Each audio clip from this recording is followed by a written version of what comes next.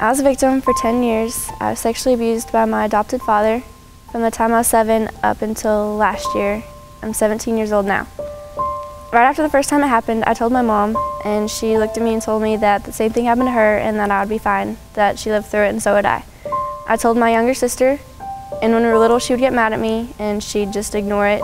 As we got older, she would sit in the shower with me so he wouldn't come in the bathroom. She'd sleep with me at night. She'd knock on the door when he had me in his bedroom. So it was like a family secret. We weren't supposed to say anything. We all knew what was going on, but as long as he was happy, it didn't matter.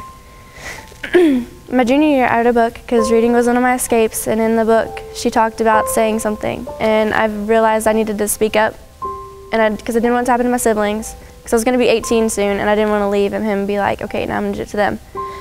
So I went and talked to Ms. Richardson, and she called the abuse hotline, and for a few days, nothing happened. On September 14th, a police officer came to the school and picked me up and took me to the police station. I was questioned by a detective, and after he questioned me, he went and picked up my dad, and my dad confessed to all of it. He was incarcerated, and VBHS put a 72-hour hold on me, and I went and stayed with one of my uncles.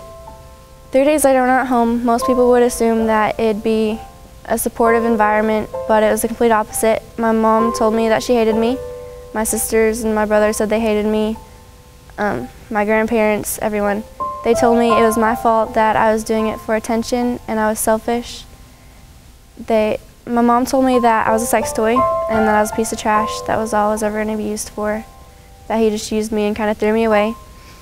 I started to get really depressed. I ran away. I tried to commit suicide a couple times. I lost 20 pounds. My grades started dropping. I lost interest in everything. I lost a lot of my friends. And we were in and out of court, so I missed a lot of school.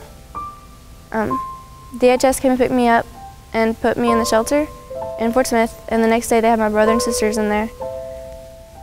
My parents lost their parental rights, and now my brother lives in Oklahoma with his dad, and my sister lives with her mom, and my youngest sister lives with me. She's the only one that I could keep because we couldn't stay together. Both my parents are in prison now, and my aunt and uncle are in the process of adopting us. And I'm no longer a victim, I'm a survivor. The difference between a victim is someone, like, they died from it. They didn't make it through. A survivor is someone who's still dealing with it and making it past it. After a little bit of time has passed. There will be triggers that'll set it off, and it can put you into a panic attack. You'll get really scared. You can have nightmares and everything, but when you do, just remind yourself you're not there anymore and that that person is gone and they can't get you anymore. What kinds of things do you do when a trigger hits you? Try to calm down. How do you do that? It sounds stupid, but I take deep breaths. Okay. And think of where I am, because like you start reliving it, but just think of the people that are around you now. Find someone you trust and talk to them. That's usually what I do. I talk to my aunt. I read and I run. Writing helps a lot. If like a thought comes to mind, you just write everything out. And you can tear it up or keep it, and like if you keep it, you can go back and look at it and be like, hey, I passed that. That helps a lot. So, yeah.